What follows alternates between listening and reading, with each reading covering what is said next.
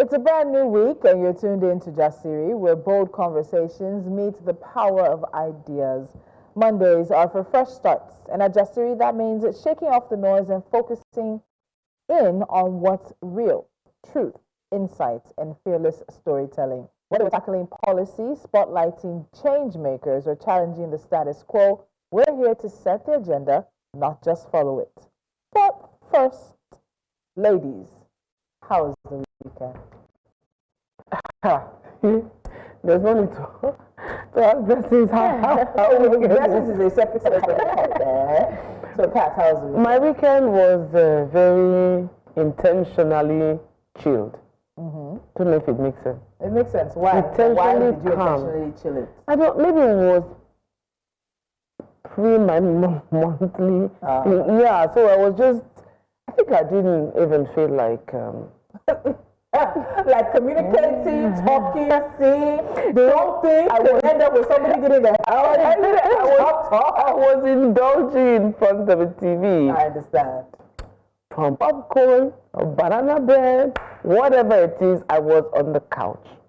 I didn't move. And so I think, and it wasn't bad. You know, we talk about this hustle. People feel like if they're not out doing things, they're missing. FOMO, fear of missing out. And it's because that's how some people get in trouble. If you had stayed at home, you would not have met that person. You would not have entered into that situation. You'd be fine, but you didn't stay at home. It's true. And I think also a lot of people run from themselves. Too many people are not. Can you sit in silence with yourself? Yeah. I sit in silence. I had this thing you said. I had a friend, I think it was over the days, and she used to say that she couldn't sit by herself. Oh, she must go find something to do, somewhere to go at the weekend. Someone to latch on to. Yeah. And I always struggled with that because, probably also, maybe because I'm the only girl in the family. So, you know, that kind of, but do you struggle with being... She's not the only girl in the family, she does it too. We've been doing what? That you sit outside, that you leave people and you can sit within yourself. I don't even know how people get bored. I don't understand I cannot understand the concept of boredom because I love my space being. FOMO only happens to me when I'm missing out on money. I don't agree with that. Honestly, I love it. But I think that's a challenge a lot of us, especially women. We're always used to being attached to someone, being with our friends. There is power in sitting in your own silence, you know. I think there's some power in it. I think people just don't want to think about maybe things because everybody has what is. I was talking to a friend over the weekend for 2 hours. That was a Friday. So after that, I said, okay, no more long talk. I have people I would like to call, but I wasn't in the mood. This weekend, I wasn't in the mood for long calls. But people are going through a lot of things. Yes. And they shroud it in, hyperactivity, I'm cool, humor, sense of humor. But it takes someone who's really vulnerable with you and who values your friendship that they can open up. Away from the noise, away from, I can see me as I am. And I realize that people are going through a lot. That's also probably why some people don't like to sit in silence with themselves. And seeing your friends for who they are and them knowing that they're seen. Flaws and all is a beautiful thing. I love it. So we had, guys, I realize I'm not turning into my mother, but in what way? I'm starting to do things my mother used to do. And I swore when I was younger, I'm not going to be like, what do you mean? Oh my God. So this weekend we had a 70th photo shoot for my mother-in-law. Yes, you beautiful pictures, by the way. Beautiful woman. You're going to see us. I'm going to blast it. And then we made the first pot of jollof rice. I looked at it when I came out. I thought, that's not going to be enough. So we made the second pot. And in my head, do you know what I was thinking? I had to feed the photographer and the makeup artist because that's what my mother would do.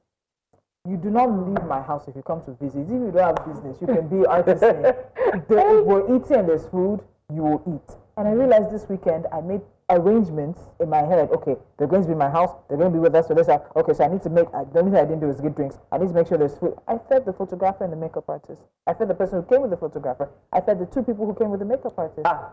And I was out taking a shower. You call the same people. I was taking a shower. And I was taking a shower on Saturday night after everything. I was like, wait, you're turning into your mother. But in a good way, ne? In a good way, yes. Because some people are oblivious. They don't say. So when they came in, did they forget? Yeah. Did they forget to eat? Did they? How does it concern me? In this economy, there's so many reasons not to. So many reasons. Let me take away. I said no. I'm really telling you because you cannot enter my house. You can't. Do you understand? As in, you can't enter my house and you're not fed. And if she has extra food, is it gari? Is it beans? Is it rice? She'll get. If I spoke to her this morning, I'm just like, wow, I'm turning into my mouth. In a good way. Auntie, now to your matter. Eventful, full stop. That's all I have. We will know why it's eventful. Yes. We're very happy to have our fair maiden back at the table with us. I'll tell you something. Lola's not here. She actually missed you. Yeah. So let me tell you, on her behalf, she actually did miss you. She was so excited that you were coming back and everything. But I also asked Blessings to do traditional attire. Blessings fell my hand. You wanted to see Blessings. It's okay, we're going to see Blessings. I wanted to see her tied up like This a lady. She wore the material in cargo pants. Yeah. You're kidding. Guess what? So Blessings this past weekend was, you know, she was missing from Thursday, right? Yeah. So this past weekend she went to go and cover the Ovia-Osese Festival of the Ogori people in Kogi State. And we have this beautiful package that she put together. Let's take a look. The Ogori people of Kogi State are the Akoko group of the Yoruba people. This tribe values their culture, though many have adopted Christianity and Islam as their major religions. They have a unique festival, the Ovia-Osese festival, which is a rite of passage for young girls transitioning into womanhood. But beyond that is a significant event that draws together Ogori people from across the globe and is considered a unifying factor and a living reminder of their rich cultural heritage. Well, Ovia-Osese Festival is a flagship festival of the Ogori people. It's as old as Ogori itself. And it's actually initiation of young maidens into womanhood. But it is much more than that. It's not just preparing a lady for a husband's house. It is preparing a lady to actually take her position in the society, because women are regarded in the Ogori society. So she is prepared to take her position in the society at large. But today is a bit unique because we had to commission the statue, the Ovia statue. That is our, like, something that stands like a flag, something we identify with. That's one Ovia dancing, you know. So that's our hallmark. The grand finale, and that's the day we display all the Ovias, call them the Evias, all of them. They will come, they will dance, and we'll still celebrate together, and then our dignitaries will come. No Ogori. It prepares the girl child to become a value-adding member of society, because even before formal education came into Ogori, there was the structured informal education, where the young girls who had come of age and would be initiated during the Ovia-Osese festival were kept under the tutelage of the Iodina and taught industrial skills, you know, that enables them to contribute economically, culturally, and socially to the well-being and development of the society. So, of course, it's no longer as it used to be. It's modernized, but we continue to celebrate this as our cultural heritage, which we are never, ever, ever going to stop. This festival has thrived and refused erasure despite modernity. It has only now evolved to be more of a tourist attraction and a unifying force for Ogorians, as they call them, all over the world. The crowd finally danced towards the arena, where the president of the Ogori Descendants Union officially declares the carnival closed. Bearing in mind, there's so much more activities to come during this event. In Kogi for News Central, Blessings Mosugu. Was it like a homecoming? It was a beautiful thing to see. And I think the last time I witnessed it was when I did mine. I didn't do all the dancing and all. What are the pictures? You are this girl is such a fake No, girl. funny enough, like when I did mine, the same way I dressed was the same way I dressed. The only thing was beads on me because it's optional. So I had beads, and you see that ashoke, we have the custom red, blue. Everybody's using it to do whatever they want to do. So I just had that as my cargo pants, and people didn't even know. But my mom printed T-shirts and wore. So people saw my face on her shirt. She said your mom and started laughing. No, because it's actually a big deal. So you're the first daughter, or the only girl, or the last born is a big deal. And I'm all three to my dad. On your dad's side, you're the Exactly. only girl. I'm his first daughter, and I'm his last born. Wow. So I think my mom killed like 3 cows or something. I love it. It's just the richness, and I think I said it on Friday. Just seeing Nigerian festivals now, people are really becoming much more interested. They were seeing them on social media. It's this ability, especially the photographers and videographers who are bringing this stuff to life for us. Like when we saw that drone shot and we saw the overview of the I hate saying village, of the town, and then of everybody coming together. It was just absolutely beautiful. Absolutely. How many girls took part? This time I think it was 400 and something. I don't What? know. Yes. It's just that not all of them danced. Right? So there's some of them. There was one I saw. She has literally never been in Nigeria. She just came for it. Yeah. So her dad was like, she must do it.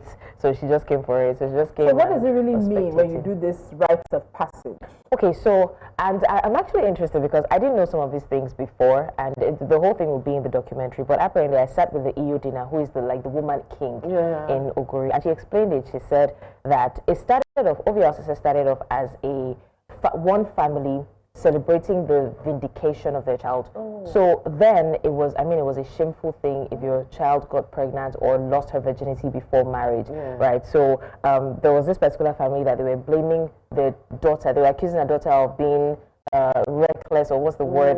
So loose. Yes, of being loose. So they took her to an oracle, and then they checked and saw that she was still a virgin, and then the family danced around the village celebrating. So they now called it Ovia-Osese, like celebrating their mating. So every family now saw it as a responsibility to announce that our daughter is also a virgin, So eventually it became a festival. So once you're like 15 to 20 something, they take you to the Iyodina. It's similar to the South African, the Zulu culture. They take you to the Iyodina. You spend like 2 weeks there. You learn how to cook, how to have sex, how to please your man. It's just that I don't think they feed that much. So when you're done, on that particular day, they celebrate you. As before, they used to dance naked because according to her, you are not supposed to be aware of your nakedness if you have not done anything. So if you're aware of your nakedness, that means you've done something. It was so huge that if you get pregnant before your Ovia-Osese, they banish you and your family. Even the family joined? Yes, they banish the entire family. So the parents took it more seriously than and she said that when you see younger girls of 12 or 13 that do it, because the parents say, this girl, if I don't do it for her, it's such a huge festival. And apparently the Ovia-Osese is what births, because our culture celebrates age groups. So you see this thing when you're doing a birthday, your maybe someone's funeral, your age group is always there with you. But if you don't do your Ovia-Osese, you do not belong to an age group. Really? Exactly. So that's what births age. If you see people that are not part of age groups, it means that they did not do their Ovia-Osese. So did they have something like this for the guys? Yeah, I was going to ask that. So I asked, and she was like, not necessarily. They don't have. So that's another angle. Yes, and I also asked that, how about girls who lost their virginity with, like, unwillingly, maybe got raped and all that, and then, she explained some things that would also come out in the documentary. Yeah, so we're doing a full documentary on this, and I think, again, it's just, aside from news and politics, continuing to celebrate the richness of all of our cultures, of all of our celebrations, of all of our festivals, bringing understanding to what we have known for years. And yes, I think one of them said that it has adapted, it has changed, and that's going to happen. Culture was made for man. Man was not made to die in and of culture, and it's a beautiful thing. So thank you, blessings. We can't wait to see that documentary. All right, guys, we're getting into some more conversations right here on Just Say this Monday morning. I want to say this thing. My spirit keeps telling me not to, but I'll just do the Eminem one. Guess who's back? Guess who's back? Guess who's Shaq, you have to stick around on the show. I wanted to do the Naira Marley one, but I thought that was inappropriate. Let's be sure. Stick around on the show, you'll find out who's back.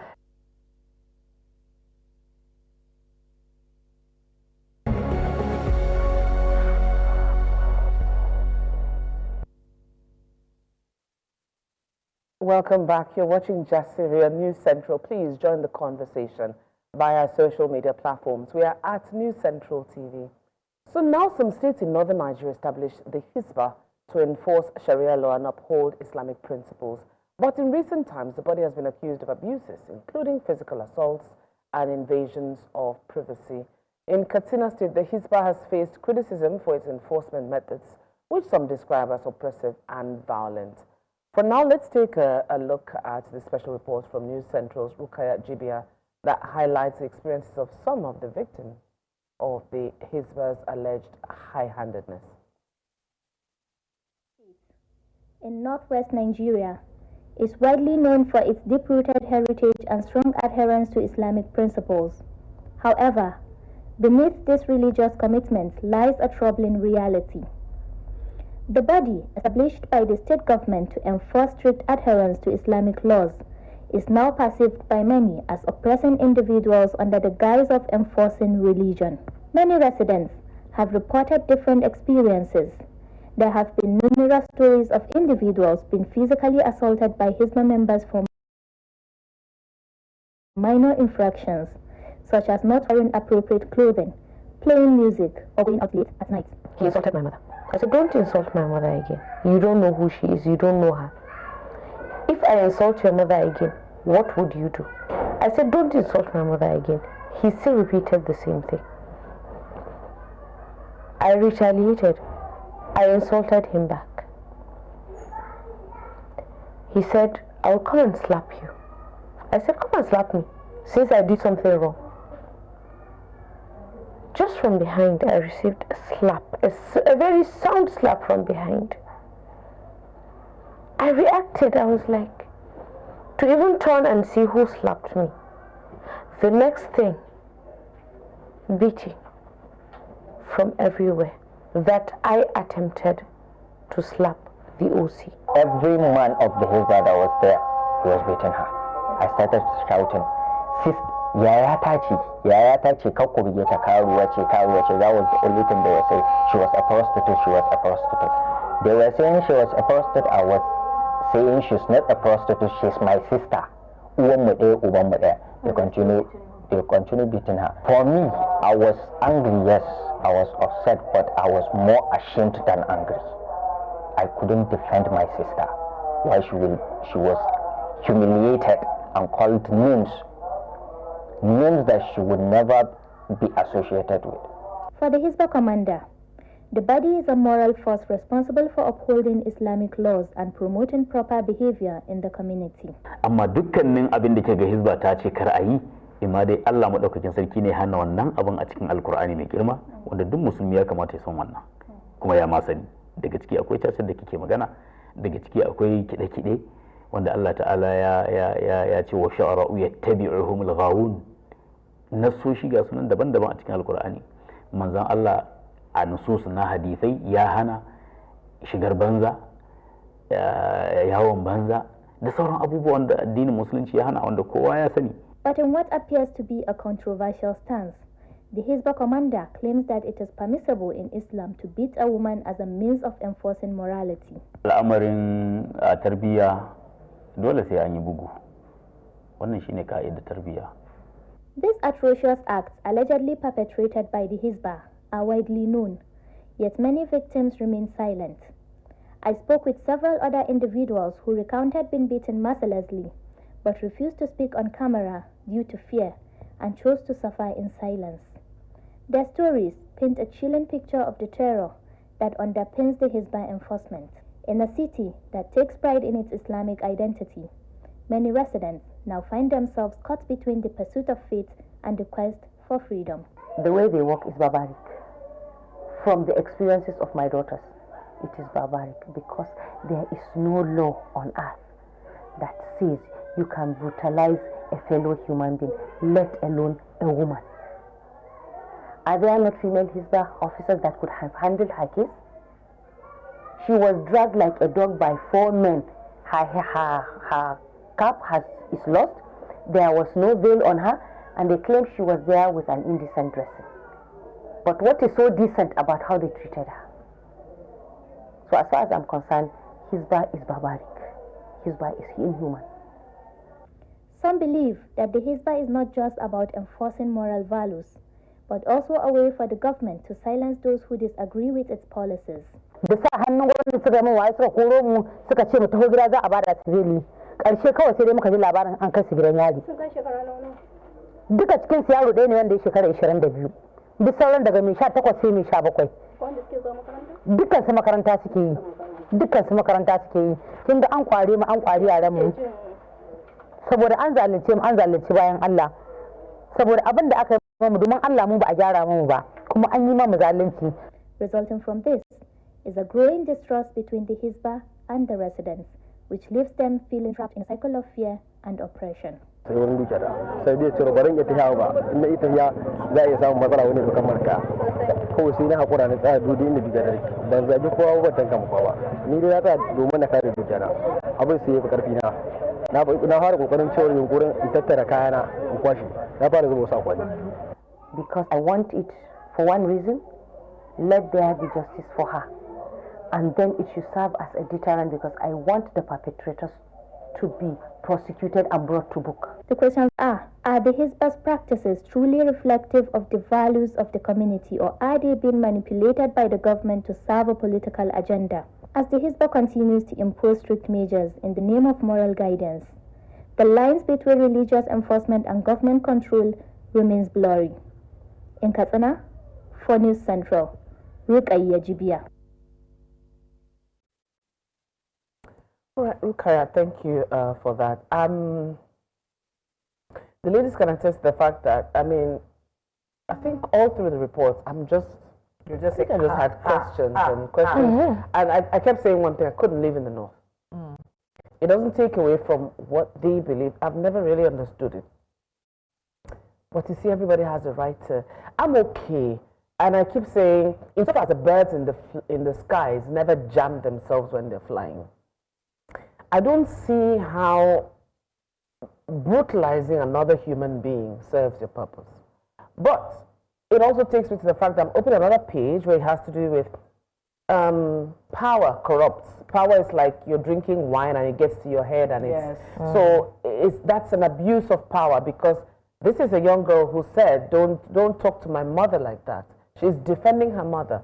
You would expect her to keep quiet. She's defending her mother. What wrong did she do there? And before you know it, 4 men onto one girl, dragging her out like she's a piece of meat. There's some things I really struggle to understand. I know that sometimes these forces or these units are put in place for a reason, to stem or to organize for security purposes. But when it steps out of line, I don't understand why the government is then lackadaisical, is then lethargic, is then slow to react and step in and say, this is you're moving away from what you were supposed to do. Exactly. And which is why the question, or the 2 questions that Rukaya asked at the end are very paramount. Is this still in line with the moral guidance, as I think it was a commissioner that said this is what Islam allows, versus something that seems to now be becoming a tool in the hand of government somehow to stifle oppression or to stifle people from speaking. And it was the last young man who was selling something who talked about the time that there was a time they came and they were breaking car windows, and that his bad guy brought out a knife to stab him. Please, why are you bringing out a knife to stab? What is it that the person has done that in mass you cannot arrest him? What is it that they've done? The other woman there talked about her sons that were sent to jail. And it's just, at the end of the day, I'm so sorry, it's hypocritical to me, because all of these things that are moralistic and ethical or whatnot, are we not the same ones on social media who see weddings of prominent northerners and things that they do that are supposedly not what they should be doing? Supposedly not, but if it was ordinary people, and somebody has said it, it's Karl Marx, opium, religion is the opium of the masses, and Nigerian politicians have succeeded, they have really, really succeeded in ingraining religion in a way that it just makes it so difficult for people to stand up and say, no, this is not what this religion means. And no, you cannot use this religion to perpetrate evil. You cannot use it as a cover for your wickedness. If you will not do it to the highest level, you should not do it at the lowest level. No, it doesn't work like that. They wouldn't accept that is the way it's supposed to work. If it works at the band A level, it should work at the band C level. It really should. But we see that even with power, NEPA, we are struggling between the bands and segmentalizing everyone, putting them in a bracket, in a category, and that hasn't seemed to help us. So we ask ourselves then the question, is this to really serve the agenda of the people, for example, in this case, the people of Katsina, or it is something to serve the government, it's a tool in the government's hands? And that's why, guys, I don't like politics. I don't like it. You cannot not like politics, and I understand, but at the end of the day, politics affects every single area of our life. It's more frustrating if you see what is wrong and you can't do anything because people are tweaking and turning the constitution and the laws as they will. As it favors them. That's the sad Look at the guy, for example, in Delta State, the senior special assistant, for example. I mean, it was just messy for him, and he said, listen, probably if I take steps back, I'll be able to perform more positively than if I'm gagged within my office and I cannot carry out my duties the way I'm supposed to carry out my duties. I understand that. Sometimes you hear people say, oh, sometimes let me love you from far, or let me work from far with you. So sometimes it doesn't necessarily mean that you're throwing in the towel or you're just abandoning hope in your country. You just probably just want to fight more beneficially to you. You know, and you want to save your sanity also in the process. You choose yourself. You choose yourself first. A lot of people are choosing themselves over Nigeria. Nigerian youth had, I won't say they had a field day, but Nigerian youth have taken to Senator Ireti Kingigbe's social media accounts. And we'll talk about that tomorrow. But I even want to say this. So in the last few years, it seems that more controversies have come up for Hisbah. There was a raid on hotels in Kano in 2023. Again, it was the Kano State Hisbah board. This is Katsina we're talking about. But across the states that have this Hisbah board, there have been a lot of controversy. So in 2023, a raid at hotels in the metropolis of Kano led to the apprehension of 190 persons for alleged involvement in immoral acts. But in the article that spoke to some of them, some said, I was just going to buy food.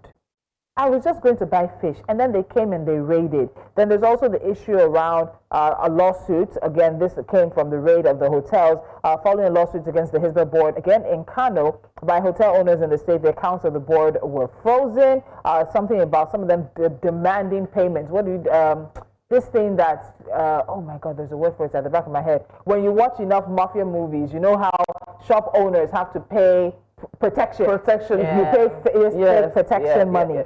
So there's that. There's just a whole bunch of it. Then the allegations of violation of human rights as well. Those are also there as well. And it's just a lot. It was even funny enough that the then governor of Kano State, Abba Kabir Yusuf, had faulted the board, saying that their activities would be looked into. So these questions are there. These situations are there. And you know this thing I say, once you give Nigerians small power, whether it's the gates man that allows you to come in or go out, even if it's the receptionist, there's this thing about Nigerians where they have power in a small area, the way they will guard it, and then the way they will use it.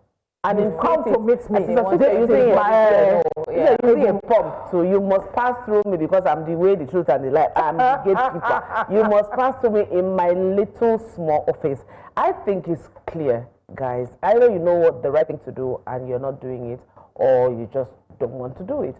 Because if you institute a unit and your unit is going away from what studied protocol, then it's within your power to call them back. When you call them retract them, or they have these special terms where the parlance is being used for.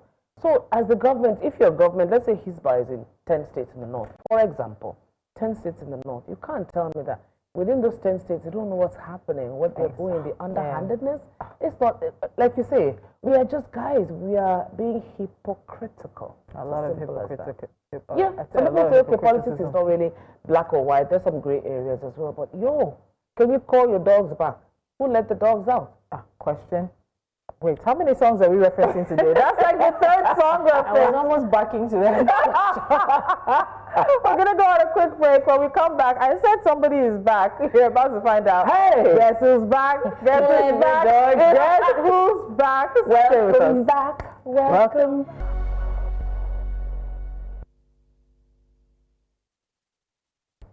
As we're welcoming you back on the show, we're also welcoming someone that you never would have expected would come back so soon. In a startling development, CBEX, the digital trading platform previously accused of orchestrating a 1.3 trillion naira Ponzi scheme, has resumed operations. Despite ongoing investigations by Nigeria Securities and Exchange Commission and the Economic and Financial Crimes Commission, CBEX had attracted over 600,000 Nigerians with promises of 100% returns in 30 days, leveraging AI-driven trading claims. Now, the platform collapsed in April 2025, leaving investors unable to access their funds. Subsequently, CBEX reopened, allowing new users to register and trade, while existing users are required to undergo a verification process and inject additional capital to potentially recover lost funds. The EFCC, in collaboration with Interpol, is actively investigating the scheme, having declared several individuals wanted in connection with the fraud. Despite regulatory warnings and the absence of SEC registration, CBEX continues to operate, raising concerns about investor protection and regulatory enforcement in Nigeria's digital financial sector. Now, the situation underscores the critical need for heightened digital literacy and stringent regulatory oversight to safeguard Nigerians from fraudulent investment schemes. And we have reactions to this development. And before Catherine has her reactions, let's take reactions. Nigerians know they hear word. Later, they'll blame governments. Yes, they will. If they restart it, that's not bad at all, provided people still have access to their previous investment. The answer to that is no. And no sanctions? What about the EFCC declaration? We all wonder. CBEX is back again. They want to cash out a second time. Sad thing is some gullible Nigerians will pay the registration fee again to access the so-called trapped funds. We will be here when they cry again. You people are not nice. How will I join this? Who will give me headline and how I will see it? See, funny thing is people will put money thinking they can outsmart them. I agree. Say what you say what you want, but CBEX bouncing back with fresh withdrawal options shows resilience. Let's see if they can regain trust and actually deliver this time. Wow. Don't put anything else until you have connected your money. I say, let me tell you guys. You know what? They're making the people who had their money inside do re-verification and then also pay some amount to get their money out. And then they're offering new people money. Yes. I take back what I said about Nigerians student education. Nigerians are lost sheep. Yeah. They are gone. We are the proverbial it's not about ignorance. Israelites. We are in the wilderness as we speak. Because I don't understand why Nigerians, and whether we like it or not, I can tell you categorically on this table that Nigerians are going to put their money back in because they want to get their monies that was stuck in CBEX. They want to get that money out. So they will find whatever money that is additional, as in terms of fees and what do you call it? Re-verification or something. Re-verification, and every COI term that they have come up with. They're going to find that money and reinvest it, re-verify in a bid to want to collect the monies that they... Do you know how many people lost money there? There's some people who lost millions, some people lost thousands of dollars. And you tell me someone who lost like $80,000 will not find that money for re-verification. They'll find, because it's going to be small, because what they're saying, okay, so it's right. Existing users are required to undergo a verification process. Listen, and inject additional capital. I'm not only re-verifying that you exist, you must put more money into this business. And because of the amount that people probably have trapped there, a lot of people say, what's a few thousand for me to be able to get my lots of thousands out? And in addition to that, other people will be thinking, hey, if I don't invest, if it's not CBEX, something else will come now. So why not? Let me I'm on their website right now, and I can understand how people got fooled. It's very glossy, and they're talking about obtaining the state of Colorado certificates of documents. Then they have this one, a fact of in good financial standing, then a global financial exchange, then showcasing commitment to legal transparency operations. They go really fast, but they have a number of these certificates that are at the top of the website that are supposedly going to give it credibility, you know, and give it a bit of weight. And it looks like a really, you know, it's a fancy, so what is a scam? That is understandable for the first time. Now we have come out. I know how many times we've talked about this thing on Jasiri. Someone even came here and was so pissed, talking about how, you know, if you put your money inside, money is gone, and you would think that Nigerians will listen. No.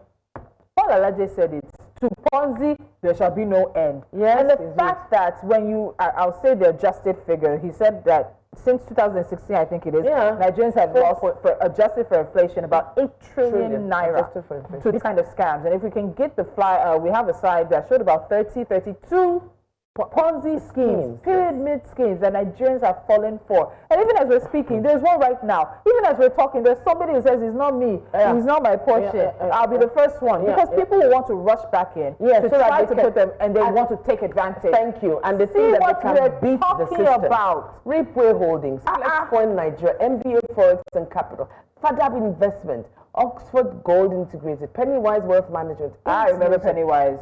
I mean, Montenegro Global, BTC Welfare Scheme, The Billion Coin, SU Global, Ultimate Cycler, Twinklers, Nexus Global, Loom Nigeria. I mean, they come with all the rich farms.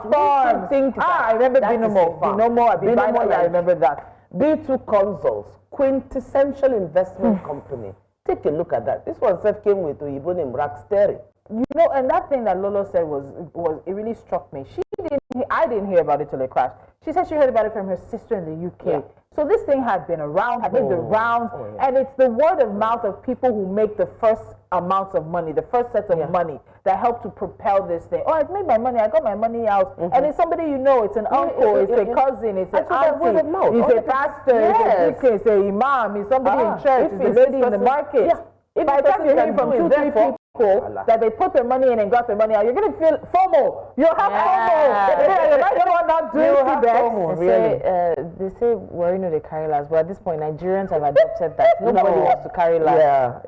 It's really sad. It's really sad. And then it also calls into question the regulatory oversight. As we said earlier, we had the pictures. EFCC declared that these 4 people wanted, I think 3 men and 1 lady wanted for this. I think over the weekend or Friday or so we heard that somebody had surrendered. But how are you declaring people wanted for this situation? How does SEC still have a statement on its website that talks about CBEX and CBEX not in fact having any of the regulatory requirements necessary, and yet this page, this company or whoever is behind it is able to put the website back up? So it makes me question, especially as we're moving to an era in which everything is cyber, it's digital. I'm reluctant to say we want to see an extension of some of their powers, but can we not go to a court and ask for this website to be taken down? EFCC cannot approach a court. This is an ongoing investigation. This place is suspected of kidnapping. We've declared these people wanted. We're working with Interpol. Why is this website up? There's also the perspective of Nigerians losing trust in bodies like the EFCC, SEC. Nigerians should lose trust in themselves. No, Nigerians should lose trust in themselves. We all fell, we as in general. 600,000 people fell for this. I mean, but what then do we do? It's as if the more SEC is saying that, guys, be careful out there. The more Nigerians are saying, my year word, I'm going 100% return in how many, what did they say, 30 days. 30 days. And then you're saying that Nigerians will say, it's the same thing as saying if you can't regulate gambling in the country, if you can't regulate young people entering gambling, because whether we like it or not, a lot of young people are gambling. We'll have that conversation. Exactly, that's a conversation for another day. But if we can't regulate that, what makes us think that we can navigate these children of Israel out of the wilderness that is CBEX? I don't know. No, man, it's not possible. Blessings. The way Blessings is quiet is actually, I have money in this CBEX. So they're very quiet. No, so I'm actually pissed. I don't. Nobody should. Because it's annoying. And then, so now this thing just feels like a cheating husband. When they catch you, you're not intending to stop. You just want to hide it better. So everybody who does this thing for the second time just wants to hide it better from their neighbor. Let me hide it well this time so that they don't know. Do you know how many people will lose money again? Second time. But Nigerians don't. I think we are a ripe case for study. Did you not see how someone said that it's a good thing that they're back, that it shows resilience? Please bring that to you. Yes, that it shows resilience, that we want to see them do it better a second time. I'm like, are we okay? And then this illegality, this fraud, this scheme, this pyramid, Ponzi scheme shows resilience because they came back. Yeah. And Nigerians, whether we like it or not, on this table we have discussed, we will continue. Say what you want. Yes. The CBEX bouncing back with fresh withdrawal options shows resilience. Let's see if they can regain trust and actually deliver this time. Deliver what? The person's money is already there. The person's money is there. Because I know, we all know, there are people who fell sick because of the crash of CBEX. Yeah. And now, so they are well again, and then they want to try a second time. And I think, like we said when we introduced what we're going to talk about, that they were going to try to beat the system this time. And Nigerians, we think we're sharp. People think they're smart. They think they're sharp. We like this whole idea of our sharpness is taking advantage of the system or taking advantage of somebody else, or being the one who comes out on top, regardless of how we come out on top. That's what many of us seem to think being sharp is about. And so people will enter this and say, let me enter quick. When you're setting up yourself for disaster, we're not financially literate. Most of the people who are there are not financially literate. Probably the people who are investing or trading, whatever it is, you're in bed with CBEX, they probably just want to use that money to jack. That's the thing. One thing people need to know about fraudsters is when they do their final attempt is to get that money and run away. So this next attempt is just to get the money that they couldn't get or they couldn't regain and run away. So they should just see it as... But anyway, I'm not surprised. Nigerians are people that would create GoFundMe for anything, any bloody thing at all. So they're going to fund this. Go fund them. Go fund them. Have fun. Because EFCC said that they linked them to bank accounts in other countries. Are you kidding? You guys do it again now. So I mean, do it again. We're here. I'm not surprised. Lola said she heard it from the UK. Do you understand? And you're surprised that they have bank accounts in other countries, even other continents. We shouldn't be surprised at this point. These guys have come back with a plan. If we as Nigerians no shine our eye, like some of the tweets that we saw, I think 2 people were cautioning Nigerians, let me just drop it here. So in case, let it be that somebody warns you. Yeah. I'm sure even they themselves will be surprised. CBEX will be surprised. I want to laugh with this last story. Guys, let's go for a short break. Jasiri continues.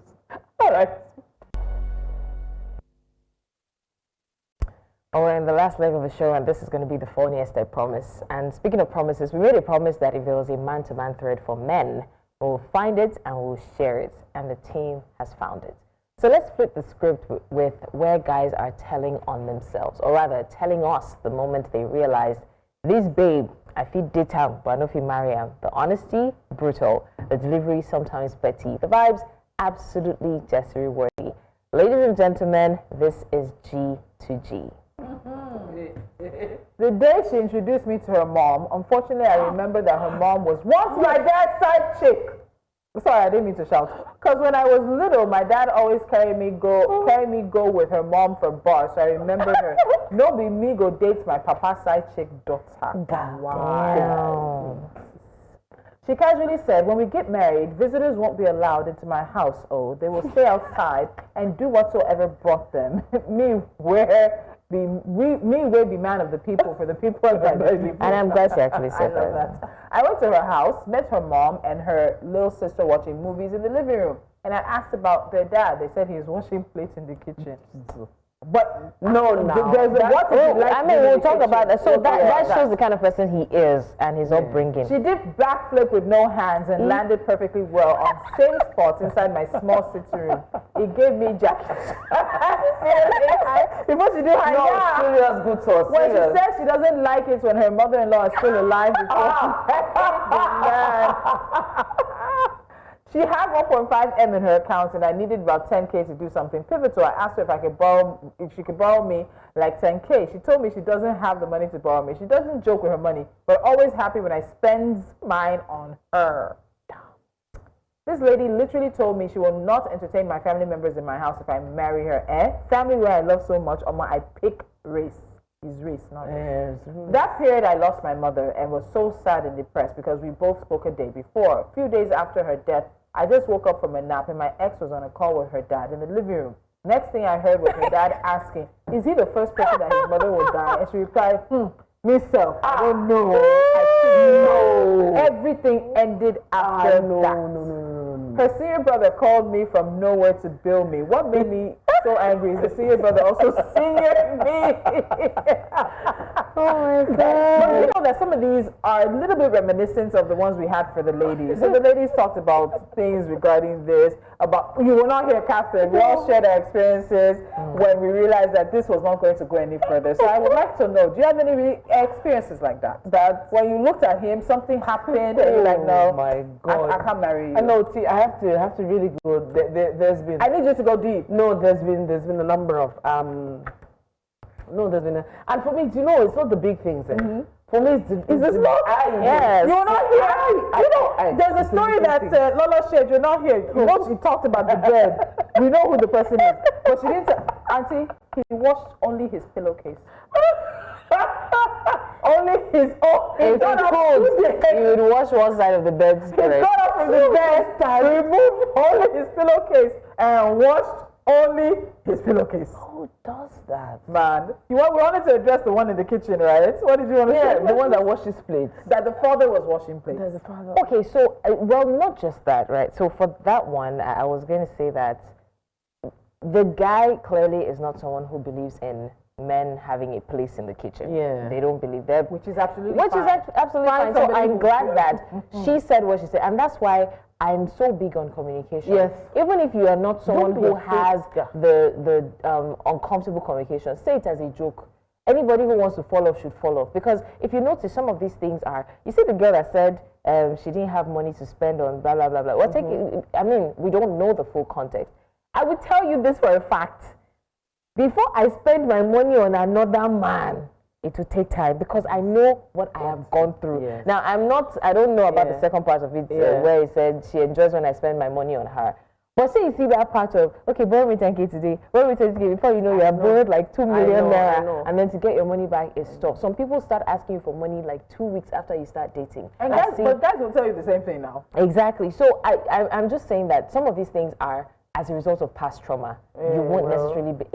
Even the girl that said she likes it when her mother-in-law is not alive. I've heard people say. I've heard people say. They will not marry a man if his mother is still alive. And that's also, like you said, we are bagging a lot of trauma with us, and that's because most of these responses come from what they've seen mothers do with their kids. Mine was the guy that says, listen, this was my father's side chick. I remember. And then, who am I to go and follow my father's side chick's daughter? They swear for me. So, you know, for him, he's looking at it that, oops. I thought, so children notice these things. Yeah. Children, listen. Is the one that said she did a back and the mom would not have realized that he remembers her. You know, children will change. Yes. I remember one that I saw. I think this same trend. The guy said she was jacking conductor's shit. He said that was the day he realized that he was dating a senior man. So the day she would jack your own shirt too.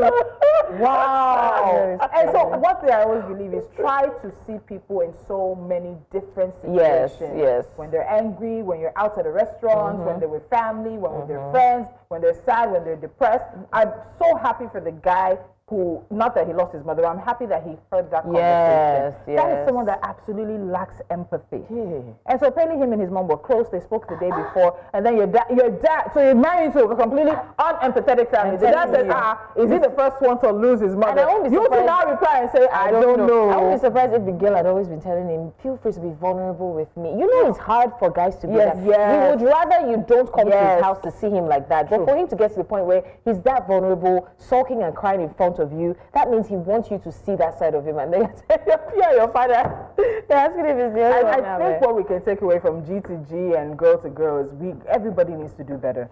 People need to be kinder, more empathetic, but please show your true colors. Yes. Early enough, like Jackie, a conductor should. Listen, the first thing that would come to me quickly, like I knew, I wouldn't. Well, a number of things come to me. Which one should I go for? The deep one or just the? Give us the one. We gotta go. No, I mean, why do you want to wipe with the light off? We're going. Why? Thank you so much for joining us. Unfortunately, we have to wrap things up here, but I know we've lit the spark for the week ahead. We've got great conversations and great guests. Captain! It's okay. It's okay. We have great conversations and great guests lined up. I'm talking. Okay. Lined up for this week. Every day will be a Catherine has given us a banger. Every day will be a banger, so make sure you make it a day with us from now to Friday at 10 a.m. West African time. Thank you for starting your Monday with us. We'll see you tomorrow. Catherine, what was that her middle name? We need wine.